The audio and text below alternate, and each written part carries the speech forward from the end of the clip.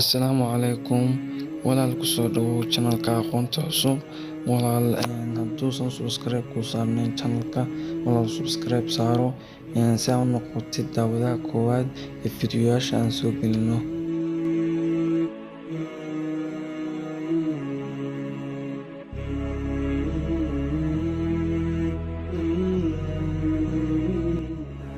Walaal casharkeenu wuxuu ku saabsan yahay sida aad u qarsan kartid dadka kugu jira WhatsApp-kaaga.